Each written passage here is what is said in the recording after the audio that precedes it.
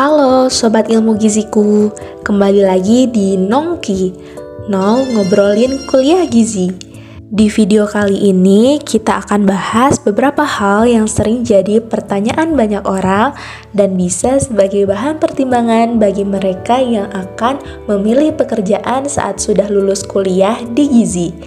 So, kita akan bahas lulusan gizi nanti bisa kerja apa aja sih? Memang banyak orang yang beranggapan jika lulusan jurusan gizi ya cuma bisa jadi ahli gizi atau tenaga kesehatan saja. Bener juga, cuma Sobat Ilmu Giziku harus tahu kalau prospek kerja mahasiswa jurusan gizi itu luas banget loh. Oleh karena itu, yuk kita simak video berikut ini. Jangan lupa klik like, subscribe, dan nyalakan notif loncengnya. Gizi adalah jurusan di bidang kesehatan yang mempelajari segala hal yang salah satunya tentang zat gizi yang sesuai dan dibutuhkan oleh manusia. Di masa perkuliahannya pun, mahasiswa gizi tak hanya menghitung kalori, tetapi juga dibekali dengan mata kuliah kuliner, skill komunikasi, hingga teknologi pangan. Untuk kamu mahasiswa gizi yang sedang kuliah atau sudah lulus, perlu melihat prospek kerja untuk lulusan gizi. Jurusan ilmu gizi ini memang jadi salah satu yang banyak diminati oleh mahasiswa Indonesia karena peluang kerjanya cukup besar dan luas. Berikut adalah macam-macam pekerjaan yang bisa dijadikan referensi saat kita sudah lulus kuliah di jurusan gizi. Yang pertama yaitu sebagai ahli gizi rumah sakit. Lulusan ilmu gizi yang sering diketahui adalah bekerja di rumah sakit. Setiap rumah sakit akan membutuhkan beberapa lulusan ilmu gizi karena di rumah sakit ada unit instalasi gizi yang akan mengatur menu bagi para pasien. Tugas ahli gizi tidak hanya menyiapkan menu makanan pasien saja, tetapi juga membuat menu makanan yang bervariasi namun tetap mengandung gizi seimbang. Yang kedua yaitu sebagai aparatur sipil negara atau ASN. Mendaftar sebagai aparatur sipil negara atau ASN, kamu bisa bekerja di Dinas Kesehatan, Puskesmas, BPOM, hingga rumah sakit milik pemerintah. Misalnya seperti di BPOM, kamu bisa menjadi bagian dari tim yang menentukan apakah suatu produk sudah sesuai untuk mendapatkan izin dari BPOM atau tidak. Dan jika di puskesmas atau dinas kesehatan, kamu bisa banyak bersosialisasi dengan masyarakat luas. Di bidang ini juga kalian akan banyak menginput data-data antropometri balita seperti tinggi badan dan berat badan dari tiap posyandu yang ada di wilayah kerjanya. Nah, di sini tugas kalian yaitu untuk meningkatkan kesadaran masyarakat akan pentingnya pemenuhan gizi. Next, profesi yang ketiga yaitu sebagai quality control atau QC.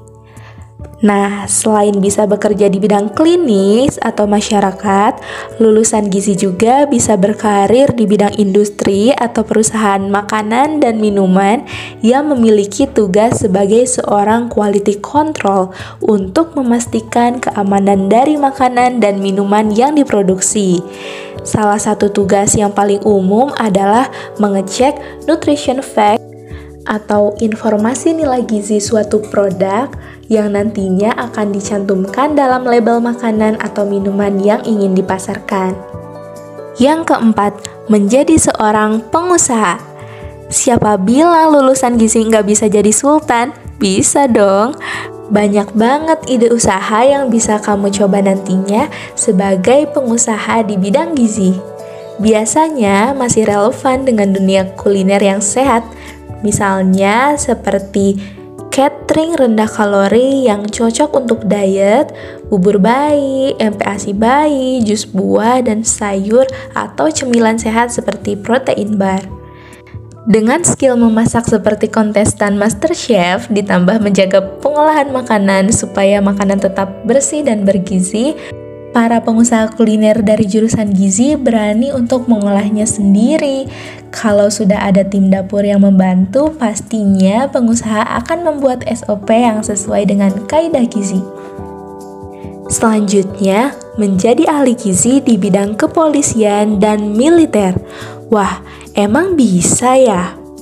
Banyak yang tidak menyangka bahwa perjalanan karir seorang ahli gizi itu tidak hanya kerja di rumah sakit maupun puskesmas, tetapi bisa juga masuk ke dalam militer seperti TNI atau Polri. Dan sayangnya, belum banyak yang tahu mengenai jalur tersebut. Hampir setiap tahun, TNI atau Polri membuka lowongan perwira karir di bidang kesehatan, salah satunya yaitu ahli gizi. Ahli gizi ini biasanya ditempatkan sebagai perangkat bidang kesehatan TNI atau Polri.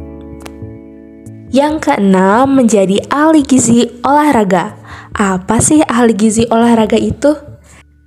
Ahli gizi saat ini memiliki peran yang sangat penting dalam memberikan pelayanan untuk upaya perbaikan gizi dan kesehatan di bidang gizi olahraga. Seorang atlet dapat menampilkan performa terbaiknya perlu didukung asupan gizi yang baik saat, sebelum, dan selama maupun setelah pertandingan. Sedangkan untuk memberikan upaya dalam mendukung prestasi atlet, peran seorang ahli gizi olahraga sangatlah penting untuk menghitung kebutuhan kalori para atlet dan memberikan asupan makanan dan minuman yang optimal demi mendukung prestasi dan performa atlet. Selanjutnya, sebagai dosen atau peneliti, prospek kerja lainnya adalah sebagai peneliti di bidang gizi. Jika kalian senang dengan dunia akademik, kalian bisa menjadi peneliti terkait gizi di masa saat ini ataupun di masa yang akan datang. Penghasilan peneliti juga cukup besar loh. Biasanya yang banyak melakukan penelitian gizi tersebut salah satunya yaitu dosen di bidang gizi, di mana penelitian merupakan salah satu dari tridharma perguruan tinggi yang harus dijalankan oleh seorang dosen. Jika kalian ingin menjadi seorang dosen di jurusan gizi, kalian perlu memenuhi perkuliahan S2 di bidang gizi, pangan, ataupun kesehatan masyarakat. So, begitulah Sobat Ilmu Giziku, banyak dan beragam sekali bukan prospek kerja lulusan gizi. Jadi jangan takut menganggur ya jika kalian sudah lulus nanti, asalkan kalian berusaha dan mau bekerja keras. Oke, sekian teman-teman. Tetap jaga kesehatan dengan pola hidup gizi seimbang. Karena kesehatan itu mulai dari gizi. Saya Salsabila Alfionita dari Ilmu Giziku. Sampai jumpa.